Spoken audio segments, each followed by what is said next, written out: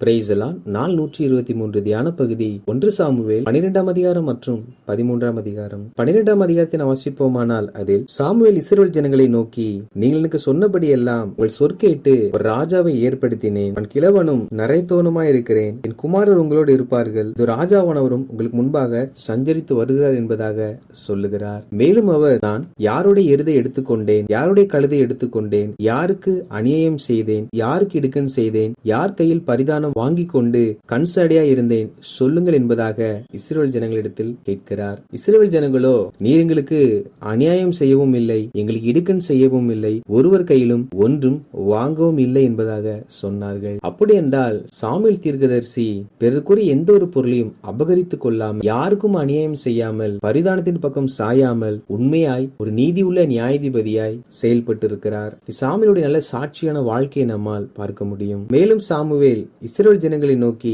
மோசேயையும் ஆரோனையும் ஏற்படுத்தினவரும் உங்கள் பிதாக்களை எகிப்திலிருந்து புறப்பட பண்ணினவரும் கர்த்தரே என்பதாக சொல்லுகிறார். ஆண்டவராய் கர்த்தர் தான் இஸ்ரவேல் ஜனங்களை எகிப்திலிருந்து புறப்பட பண்ணினாராம். அதே கர்த்தர் தான் மோசேயும் ஆரோனையும் ஏற்படுத்தினாராம். ஏன் இதை சொல்லுகிறார் என்றால், இப்போதும் கர்த்தர் உங்களுக்கும் உங்கள் பிதாக்களுக்கும் செய்து வந்த எல்லா நீதியான கிரியைகளை குறித்தும் நான் கர்த்தருடைய சந்நிதியில் உங்களுடைய நியாயம் பேசும்படி நீங்கள் நில்லுங்கள். அதாவது ஆண்டவராகிய தேவன் இஸ்ரவேல் ஜனங்களுக்கு செய்த எல்லாவற்றையும் குறித்து மோசே ஜனங்களோடு கூட பேச போகிறாராம். எனவே தரித்து நில்லுங்கள் என்பதாக சொல்லுகிறார். அப்பொழுது ஜனங்கள் கூடியிருக்கையில் அவர் இஸ்ரவேல் ஜனங்கள் எகிப்திலே கர்த்தரை நோக்கி முறையிட்டதையும், அப்பொழுது கர்த்தர் மோசேயும் ஆரோனையும் அனுப்பி இஸ்ரவேல் ஜனங்களை எகிப்திலிருந்து அழைத்து வந்து அவர்களுக்கு இந்த கானான் தேசத்தை கொடுத்ததையும், ஜனங்கள் தாங்கள் விடுதலை அடைந்து பரிபூர்ணம் அடைந்த பிற்பாடு கர்த்தரை மறந்ததையும், அவர்கள் கர்த்தரை மறந்தது நிமித்தமாக கர்த்தர் அவர்களை ஆசோரின் சேனாதிபதியாகிய சிசேரா, பெலிஸ்தர், மோவாபிய ராஜாக்கள் இவர்கள் கரத்தில் அவர்களை ஒப்பு கொடுத்ததையும், மறுபடியும் இஸ்ரவேல் ஜனங்கள் தாங்கள் செய்த தவறை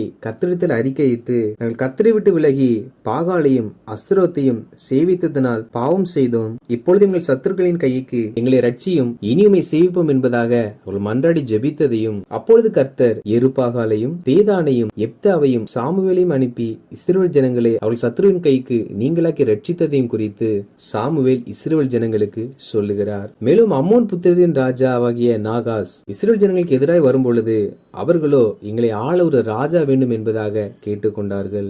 அதையும் சாமுவேல் ஏற்படுத்தி, இதோ உங்களுக்காக கர்த்தர் ஏற்படுத்திய ராஜா என்பதாக சவுலை காண்பித்து, நீங்கள் கர்த்தருடைய வார்த்தைக்கு விரோதமாய் கலகம் பண்ணாமல் கர்த்தருக்கு பயந்து அவரை சேவித்து அவர் சத்தத்துக்கு கீழ்ப்படிந்திருந்தால் நீங்களும் உங்களை ஆளுகிற ராஜாவும் உங்கள் தேவனாகி கர்த்தரை பற்றுகிறவர்களாய் இருப்பீர்கள். நீங்கள் கர்த்தருடைய சத்தத்திற்கு கீழ்ப்படியாமல் கர்த்தருக்கு விரோதமாய் கலகம் பண்ணினீர்களானால் கர்த்தருடைய கை உங்கள் பிதாக்களுக்கு விரோதமாய் இருந்தது போல உங்களுக்கும் விரோதமாய் இருக்கும் என்பதாக சொன்னார். அதாவது ஜனங்கள் கேட்டபடி ராஜாவை ஏற்படுத்தி விட்டார். எனவே ஜனங்கள் கர்த்தருடைய சத்தத்திற்கு செவி கொடுத்து நடக்க வேண்டுமாம். அப்படி செவி கொடுத்து நடக்கும் பொழுது இஸ்ரவேல் ஜனங்களும் தேசத்தை ஆளுகிற ராஜாவும் கர்த்தரை பின்பற்றுவார்களாம். அப்படி ஜனங்கள் கர்த்தருடைய சத்தத்திற்கு கீழ்ப்படியாவிட்டால் கர்த்தருடைய கை ஜனங்களுக்கு விரோதமாகவே இருக்குமாம். அப்படி என்றால் தேசத்திற்கு நன்மை தீமை வருவது என்பது தேவ பிள்ளைகளுடைய வாழ்க்கை முறையில் தான் இருக்கிறது. தேவ பிள்ளைகள் தேவனுக்கு விரோதமாய் செயல்படும் பொழுது கர்த்தருடைய கரம் அந்த தேசத்திற்கு விரோதமாக தான் செயல்படும். மேலும் சாமுவேல் ஜனங்களுக்கு முன்பாக, நான் கர்த்தரை நோக்கி விண்ணப்பம் பண்ணுவேன், அப்பொழுது இடி முழக்கங்களையும்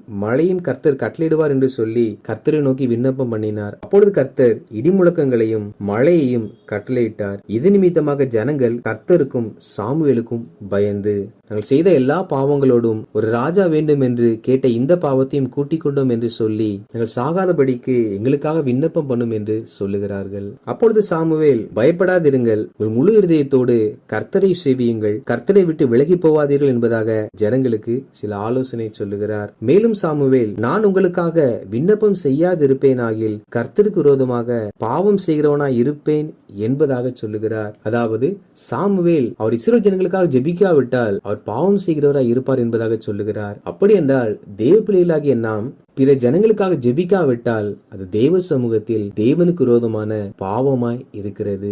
நாம் நம்முடைய ஆசீர்வாதத்திற்காக நம்முடைய நன்மைக்காக மாத்திரம் ஜெபித்துக் கொண்டு இருப்போம் என்றால் அவைகள் பாவமாம். நான் நம்முடைய தேவைகளை கர்த்தருக்கு தெரியப்படுத்தலாம், ஆனால் நம்மை சூழ இருக்கிற அழிந்து போகிற ஆத்துமாக்களை குறித்து நாம் சிந்தனை உள்ளவர்களாய் காணப்பட வேண்டும். அப்படி அழிந்து போகிற ஆத்துமாக்களை குறித்து நாம் யோசிக்காமல் சுயநலமாக நமக்காக ஜெபித்துக் கொண்டு இருப்போம் என்றால் பிற ஆத்துமாக்களுக்காக நாம் ஜெபிக்காவிட்டால் அவை இரண்டும் பாவம் என்பதாக சாமுவேல் இதில் குறிப்பிடுகிறார். எனவே நாம் தேசத்திற்காக ஜெபிக்கிறவர்களாய் காணப்பட வேண்டும். 13ஆம் அதிகாரத்தை நாம் வாசிப்போமானால் அதில் சவுல் ராஜ்யபாரம் பண்ணி 1 வருடம் தாண்டி 2வது வருடம் ஆரம்பமாயிற்று. அப்பொழுது சவுல் இஸ்ரவேலில் 3000 பேரை தெரிந்து கொண்டார். அதில் 2000 பேரை தன்னோடு கூட மிக்மாசிலும் பெத்தேல் மலையிலும் நிறுத்தி 1000 பேரை யோனத்தானோடு கூட பென்யமீன் நாட்டில் உள்ள கிபியாவிலே வைத்தார். மற்ற ஜனங்களை இல்லத்திற்கு அனுப்பிவிட்டார். இந்த யோனத்தான் யார் என்றால் சவுலுடைய குமாரன் ஆகும். இந்த யோனத்தான் தன்னோடு கூட இருந்த 1000 பேரை அழைத்து சென்று கேபாவிலே தானியம் இருந்த பெலிஸ்தரை முறியடித்தான். பெலிஸ்தர் அதை கேள்விப்பட்ட பொழுது இஸ்ரவேலோடு கூட யுத்தம் பண்ணும்படி 30,000 ரதங்களோடும் 1000 குதிரை வீரரோடும் கடற்கரை மணலெத்தனை ஜனங்களோடும் கூடிக்கொண்டு வந்து பெத்தாவேலுக்கு கிழக்கான மிக்மாசிலே பாளையம் இறங்கினார்கள். அப்பொழுது இஸ்ரவேல் ஜனங்கள் தங்களுக்கு உண்டான இக்கட்டை கண்டபோது கெபிகளிலும் முட்காடுகளிலும் கண்மலைகளிலும் துர்கங்களிலும் குகைகளிலும் போய் ஒளிந்து கொண்டார்கள். அதாவது பெலிஸ்தர் தங்களுக்கு விரோதமாய் வருகிறதை கண்டவுடன் இஸ்ரவேல் ஜனங்கள் சிதறி பயந்து ஆங்காங்கே போய் ஒளிந்து கொண்டார்கள். சவுல் ராஜாவா இருந்தபடியினால் சவுல் கில்காலிலே இருந்தார். சவுலோடு கூட இருந்த ஜனங்களும் ஒரு பயத்தோடு கூட அவரை பின்பற்றுகிறார்கள். சாமுவேல் தான் 7 நாள் பிற்பாடு கில்காலுக்கு வருவதாக சவுலிடத்தில் அறிவித்திருந்தார். எனவே சாமுவேல் வரும் வரை சவுல் காத்திருந்தார். சாமுவேல் வர தாமதமானது. ஜனங்களும் நாளுக்கு நாள் பயந்து சிதறி போக ஆரம்பித்தார்கள். அப்பொழுது சவுல் சர்வாங்க தகன பலியையும் சமாதான பலியும் என்னிடத்தில் கொண்டு வாருங்கள் என்று சொல்லி சர்வாங்க பலிகளை செலுத்தினான். அப்படி தகன பலியிட்டு முடிக்கிற போது சாமுவேல் வந்தான்.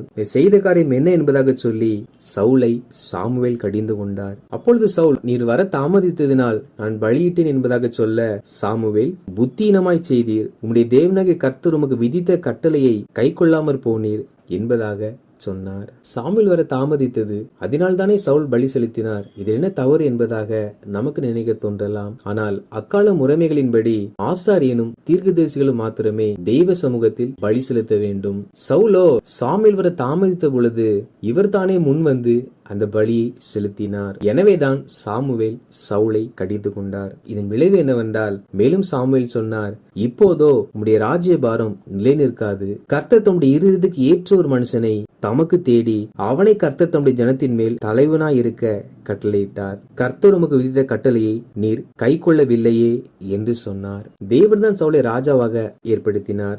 சவுலோ தேவன் சொன்ன கட்டளையை விட்டு விலகும் பொழுது அதே பொறுப்பில் கர்த்தர் அவருடைய இருதயத்திற்கு ஏற்றவனை, அவர் சொல்லுகிற வார்த்தைக்கு கீழ்ப்படுகிற மனிதனை ஏற்படுத்தும்படி கட்டளையிட்டாராம். நம்முடைய வாழ்க்கையிலும் கூட கர்த்தர் நமக்கு அநேக பொறுப்புகளையும் பதவிகளையும் தரலாம். நாம் அவை எல்லாவற்றையும் சரியாய் செய்ய வேண்டும். நாம் அவைகளை சரியான விதத்தில் செய்யாவிட்டால் ஆண்டவரே கர்த்தர் அவருடைய இருதயத்துக்கு ஏற்றவனாக இருக்கிற வேறு நபரை அந்த இடத்தில் ஏற்படுத்தி அவர் இந்த திட்டத்தை செய்து முடிப்பார். இதே பிள்ளைகளாகிய நாம் நமக்கென்று கொடுக்கப்பட்ட பொறுப்பை நாம் இழந்து விடாதபடிக்கு தேவனுக்கு பிரியமாய் வாழ்கிறவர்களாய் காணப்பட வேண்டும். பின்பு சாமுவேல் எழுந்து கிபியாவுக்கு போனார். சவுலும் யோனத்தானும் மற்ற ஜனங்களும் கிபியாவிலே இருந்து விட்டார்கள். பெலிஸ்தரோ மிக்மாசிலே பாளையம் இறங்கியிருந்தார்கள். அப்பொழுது பெலிஸ்தர் 3 படைகளாக வந்து, ஒரு படை சூவால் நாட்டிற்கு நேராக போயிற்று, வேறொரு படை பெத்ரோன் வழியாய் போயிற்று, வேறொரு படை செபோயிமின் பள்ளத்தாக்குக்கு எதிராக போயிற்று.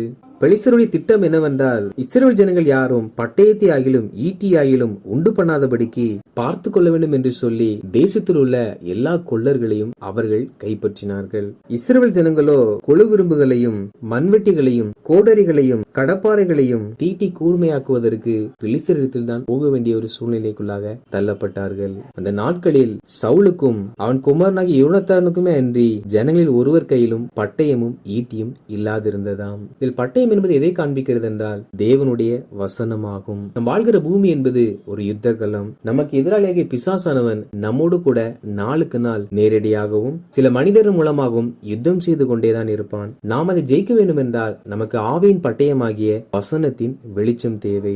இன்றும் தேவ பிள்ளைகள் வசனத்தின் வெளிச்சம், வசனமாகிய பட்டயம் இல்லாதது நிமித்தமாகவே வாழ்க்கையில் அநேக பிரச்சனைகளை சந்தித்து தோல்வியுற்று போகிறார்கள். தேவ பிள்ளைகளாகிய நாமோ வசனத்தை பட்டயமாய் பயன்படுத்த பழகிறவர்களாய் காணப்பட வேண்டும். அப்பொழுதுதான் நாம் ஜெயமுள்ள ஒரு கிறிஸ்தவ வாழ்க்கை வாழ முடியும். வாசித்த இந்த அதிகாரிகளின்படி கர்த்தருடைய ஜனங்களாகிய நாம் பிறருக்குரிய எது ஒன்றையும் வாங்காமல் சாட்சியுள்ள ஒரு வாழ்க்கை வாழ்ந்து கர்த்தருடைய சத்தத்திற்கு கீழ்ப்படிந்து பிற ஜனங்களுக்காக ஜெபம் செய்து வசனமாகிய பட்டயத்தை நம்முடைய வாழ்க்கையில் எடுத்து பயன்படுத்துகிறவர்களாய் காணப்படுவோம். அப்பொழுது நாம் ஒரு ஜெயமுள்ள வாழ்க்கையை வாழ முடியும். கர்த்தர் தாமே அப்படி வாழ நமக்கு கிருபை தருவாராக. ஆமேன்.